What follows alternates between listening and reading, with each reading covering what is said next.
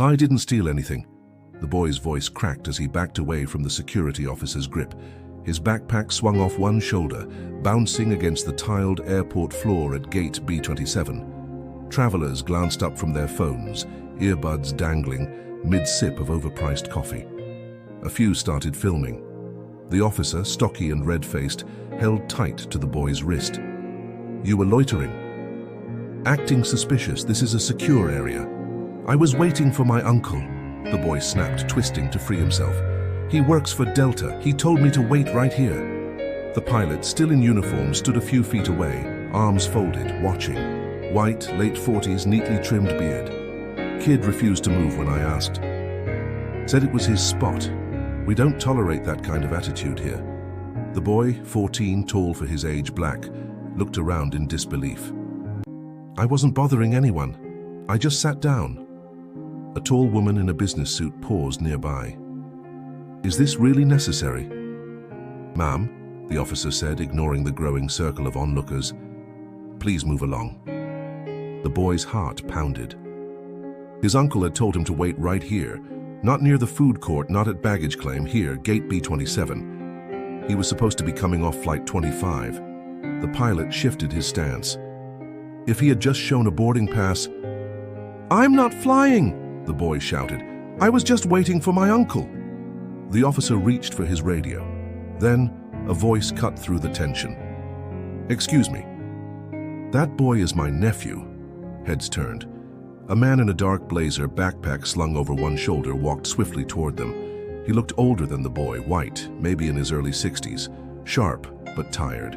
He wore glasses, and his voice carried with that exacting, clipped cadence that made people pay attention, even if they didn't know why. "I told him to wait here. That's my fault." "Not his." The officer hesitated, still holding the boy's wrist. "Sir, do you have ID?" The man produced it. The officer looked at it, did a double take. The pilot frowned. "You're his uncle?" "That's right." "And you're..." The officer lowered his voice, squinting at the ID. "Jordan Peterson?" "Yes," Peterson replied simply. The boy blinked, looking back and forth between the two men. "Uncle Jay?" "I'm here," Peterson said, nodding. "You're okay." The tension didn't break. Not really, but it shifted. The officer released the boy's wrist. The cameras kept rolling. The pilot turned away, muttering something under his breath. Peterson looked down at his nephew.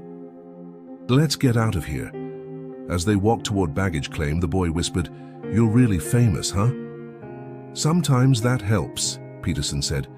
"Today, it helped you." The boy didn't smile. He was still shaking. Neither of them looked back. The ride from the airport was quiet for the first 10 minutes. The boy stared out the window, chin resting on his hand. His other hand rubbed at his wrist where the officer had gripped him. Jordan finally broke the silence. "You okay, Miles?" Miles shrugged. "I didn't do anything wrong." "I know." They looked at me like I was dangerous, like I didn't belong there. Jordan didn't answer right away. The streetlights cast long shadows across his face as they drove through the city. Atlanta hummed with life, neon signs, headlights, the beat of music leaking from passing cars. But inside the Prius it felt muted. "I'm sorry that happened to you," Jordan said finally. "You were following instructions, mine." Miles crossed his arms. "If you hadn't shown up, I don't even know what would have happened. You shouldn't have to know." Jordan pulled into a parking garage under an old brick building just east of downtown. They rode the elevator in silence to the 3rd floor. The apartment was neat, sparse, books stacked in tidy towers on every surface, the air faintly smelling of coffee and something herbal. "Room's on the left," Jordan said, setting down his keys. "Clean sheets. Closet's yours if you want to hang anything." Miles looked around. "You live here by yourself?" Jordan nodded. "Used to be different." A beat passed. "You hungry?" Miles shrugged. "Kinda." Jordan opened the fridge and grabbed 2 bowls of prepped stir-fry, microwaving them one at a time. They sat at the kitchen island, quiet except for the hum of the fridge. "You ever talk to your mum about stuff like this?" Jordan asked. Miles poked at his noodles. "She gets mad. Not at me, just mad. She says to keep my head down, not draw attention. Jordan nodded slowly. That's common advice. But it didn't help today. No, Jordan admitted. It didn't. Miles glanced up. Why'd you tell them you were my uncle? Because I am. Not really, you're my mom's old professor. Yes, and a mentor, and someone who gave a damn when she needed help. Jordan looked directly at him. I'm here for you, Miles. That's not about blood. That's about choice. Miles blinked. You believe in all that stuff? About order and responsibility and whatever else you talk about on the internet? Jordan smirked. You watch my videos? Some. Mom plays them when she's cooking. Jordan leaned back. I believe people are capable of more than the world allows them to be, but they need support, structure, truth. Miles looked skeptical. Now you think truth matters to a guy calling the cops on a kid sitting at a gate? Jordan was quiet. I think truth is inconvenient, he said, but it still matters, especially when people in power forget it. Miles nodded slowly. So, what happens now? Jordan stood and rinsed his bowl. Now we figure out what the hell they thought you did and why they felt justified. And if they were wrong, then we don't let them forget it. The next morning, Jordan was already awake, typing furiously on his laptop. The living room smelled like strong black coffee and early determination. Miles walked out, rubbing his eyes. You don't sleep. Jordan didn't look up. Not when I'm angry. Miles grabbed a banana from the counter and peeled it slowly. Are you mad at the pilot? I'm mad at a system that makes a kid defend his existence in a public space. He turned the laptop toward Miles. Security footage. I've requested it. Delta won't hand it over, but Hartsfield-Jackson is a public airport. If we file correctly, we can access the surveillance from gate B27. Miles's brow furrowed. Wait, you're serious? You're really going to fight this? Jordan met his eyes. Why wouldn't I? I don't know, Miles said, voice low. Most grown-ups just tell me to move on, keep my head down, forget it. I'm not most grown-ups. Miles hesitated. What if I had messed up? What if I was sitting there looking suspicious or, I don't know, slouching or something? Jordan leaned forward. Miles, do you know what cognitive bias is? Miles blinked. No?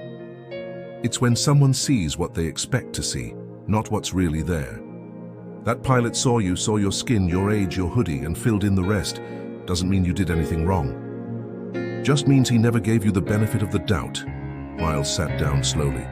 So this is all about a feeling? Exactly. Jordan turned the laptop back to himself. But feelings can lead to reports. Reports lead to records. And records follow people like shadows. That landed. Miles pulled his knees to his chest on the couch. What if the video's gone? Then we ask who deleted it. And why? There was a pause. You think people will believe me? Miles asked. Jordan's fingers stilled on the keyboard. Some won't, he said, but that's not why we speak up. Then why? So, the next kid doesn't have to go through this and think he was the problem. Miles swallowed. You think it's always going to be like this? Jordan's face softened. No, not always. But I think it is like this right now, and the only way it changes is if we make it impossible to ignore. He opened another tab, already drafting an op-ed. You're writing about it? Not yet, just preparing. First, we get the facts. Then we decide what the world needs to hear. Miles looked at the growing number of tabs open, legal forms, public access requests, airport policy PDFs. You're really not letting this go. Jordan glanced at him. Neither should you. A quiet resolve settled between them. Outside, the city stirred to life. Sirens, brakes, the pulse of movement. But inside the apartment, two people, one tired, one learning, were quietly preparing for a fight neither had asked for, and neither intended to lose. By Tuesday afternoon, the airport video had hit Twitter. Someone had posted a 43-second clip. Miles' backpack slipping, voice rising, the officer gripping his wrist, the pilot watching with indifference. The caption read, "Black kid harassed for waiting at the gate. His uncle shows up, and it's Jordan Peterson." It had 80,000 views in 3 hours. Jordan closed his laptop slowly. It's out. Miles sat at the kitchen table, staring at his phone. My face is everywhere. You okay? He nodded, but it wasn't convincing. I didn't think it would feel like this, Miles muttered. I thought I'd feel, I don't know, vindicated. But now it's like people are fighting over me and I'm not even in the room. That's the internet, Jordan said quietly. They turn pain into content. The door buzzed. Jordan walked to the intercom. Yes? Press, came the crackling voice. Wendell James, Atlanta Ledger, just hoping for a quote. Jordan didn't respond. He looked at Miles. You want to speak to them? Miles shook his head instantly. Jordan pressed the button. No comment. By evening, it wasn't just Twitter. Local news had picked it up. One outlet ran the headline, Teen detained without cause at Hartsfield. Intervention by public figure raises questions. What do they mean, raises questions? Miles asked. Jordan pointed to a highlighted section. They're spinning the focus. Was Peterson using influence to intimidate airport officials? They're trying to change the story. Miles looked frustrated. So now you're the problem? Jordan didn't answer. He just opened his email. One stood out, from Delta's regional PR team. Subject, seeking resolution. He clicked it open and read aloud. We regret the discomfort caused to Mr. Peterson and his nephew. We are reviewing protocol and would welcome a conversation to clarify events and improve procedures. Miles squinted. Is that an apology? No, Jordan said. That's a shield. They sat in silence a moment. Then Miles asked, what would happen if we didn't let this go? Jordan looked at him. People would keep talking, he said, and some would stop listening. But others, quiet ones, might feel seen. Maybe for the first time. Miles leaned forward. I want to tell them what happened. How it felt. You sure? No, Miles admitted, but I think it matters. Jordan nodded. Then we'll do it your way, your voice, your words. He opened a fresh document. What do you want to say? Miles hesitated. Then, that when you're young and black, people don't wait to ask who you are, they just decide, Jordan typed. And that it shouldn't take a famous white man to make them stop. Jordan didn't type that part. He just looked at his nephew and said, You're right. The hum of the city outside felt heavier now, but inside something was shifting. Miles was done being a silent headline. He wanted to be heard. The interview was scheduled for Thursday evening, a quiet studio in Midtown. No audience, just lights, cameras, and a journalist with more curiosity than ego. Jordan sat beside Miles in the green room, but this time he wouldn't speak. That was the agreement. Miles tapped his foot restlessly. What if I mess up? Jordan looked over. Messing up is part of telling the truth. Just don't stop speaking when it gets uncomfortable. Miles nodded barely. Inside the studio, they clipped a mic to his hoodie. The journalist, Samantha Reed from a national PBS affiliate, smiled gently. No pressure, she said. Just be you. The lights came on. The red dot on the camera blinked to life. Can you tell us what happened that day at the airport? She began. Miles took a breath. I was waiting for my uncle at the gate. That's it. I didn't say anything to anyone. I wasn't causing trouble. He paused. But I guess I looked like I was. Samantha let the silence hang. She didn't rush him. I've had people look at me like that before, Miles continued. Teachers, store clerks, neighbors. But this time felt different. Because I knew I hadn't done anything wrong, and still I ended up with a cop grabbing my wrist. His voice cracked. He cleared his throat. What did that feel like? She asked gently. Miles glanced toward the camera. Like I was invisible and dangerous at the same time. Like who I really was didn't matter. Samantha leaned forward slightly. And when your uncle showed up? That changed everything. People suddenly acted like it was a misunderstanding. But the only thing that changed was who he was, not me. The interview lasted 12 minutes. When it ended, Miles pulled off the mic slowly. That felt real. You were, Samantha said. That's why it matters. Outside, the sky was turning orange-gray. Jordan drove them home without speaking, giving space. Back at the apartment, Miles collapsed onto the couch. "Do you think it'll help?" Jordan poured him a glass of water. "It already is." Later that night, the interview aired online. Within an hour, clips spread across social media, not because of who Jordan was, but because of how Miles spoke. Calm, honest, unscripted. The most shared quote: "I didn't need a savior. I needed someone to believe me before I was famous by accident." By midnight, messages poured in. A woman from Detroit: "My son is 13. He watched you and cried. Thank you." A teacher in Chicago: "I showed your video in class. We had a real conversation for once." A cop in Houston: "We don't always get it right, but this made me want to try harder." Miles read them all, word by word. Then he looked at Jordan. "This isn't over, is it?" "No," Jordan said softly, "but it's begun." And for the first time since Gate B27, Miles felt something settle deep in his chest. Not fear, not anger, voice. Monday morning brought the email Jordan had been waiting for. Subject: Security Incident Report, Gate B27 from Hartsfield-Jackson Internal Affairs Division. He opened it carefully. The body of the message was short, formal, and laced with legalese, but the attachment was what mattered. A PDF, 12 pages long, marked "Internal Use Only."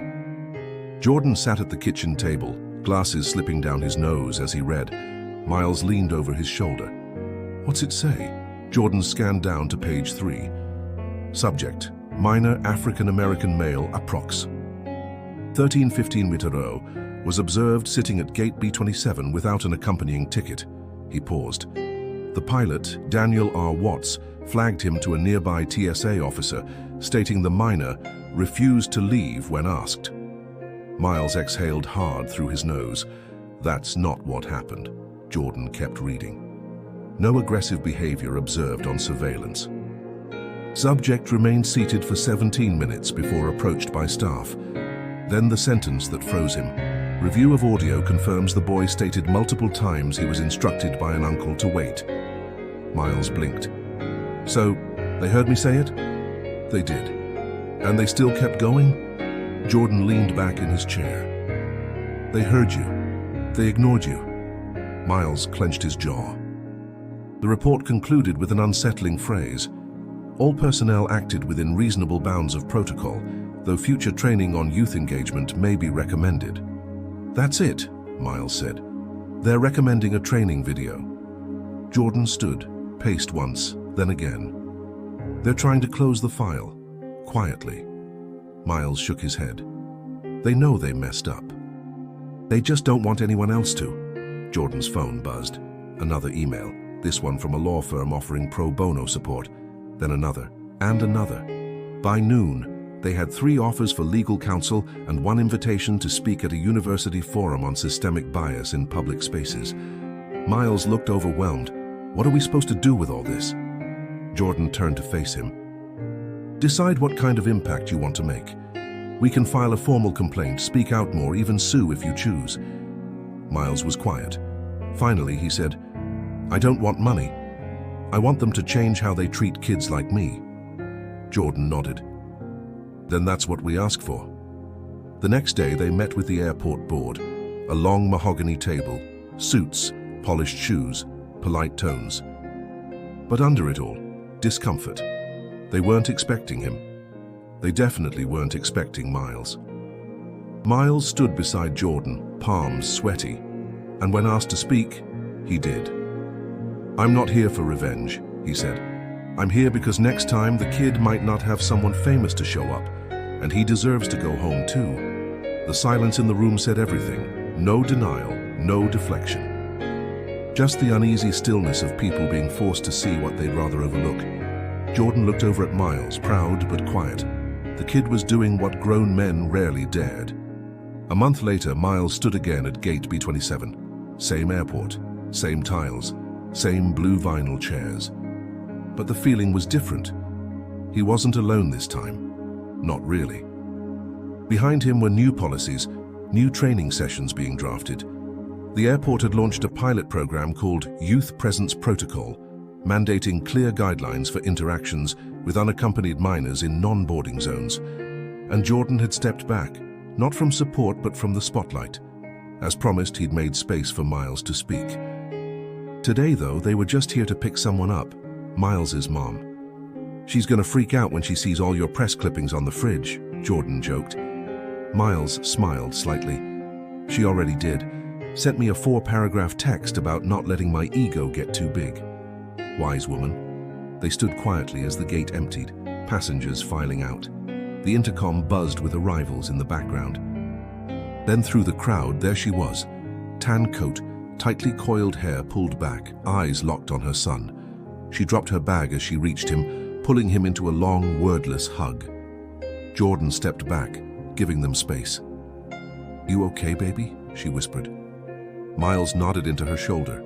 She leaned back to look at him. "You really did all this?" "I just told the truth." She looked over at Jordan. "And you let him?" "I didn't let him," Jordan replied. "I listened and followed." She smiled at that. Later in the car, the city rolled by in soft light. "You know they're inviting him to speak at Georgia State next month?" Jordan mentioned. Miles's mom raised an eyebrow. "At 14. He won't be the youngest person with something to say," Jordan said. "Just the one who said it when it counted." She looked back at her son. "You sure this is what you want?" Miles didn't answer right away. He stared out the window. "No one else ever listened when I said I didn't do anything wrong. Not really. Not until it was on video." Then he looked at her. "I don't want to be famous. I just don't want to feel invisible anymore." His mum reached across and squeezed his hand. "You're not invisible, baby. Not now. Not ever again." The following week, they received an official letter from the airport board, an acknowledgement, a formal apology, and an invitation for Miles to consult on a youth-centered advisory panel they were forming. He read it twice. "I want to say yes," he told Jordan. "You just did," Jordan replied. That night, before bed, Miles opened his notebook. At the top of the page, he wrote, "When the world looks at you like a problem, speak like a solution." Then he closed the book, turned off the light, and laid down. Not just as the kid from Gate B27, but as someone who now knew what it meant to be heard. And that was the real beginning.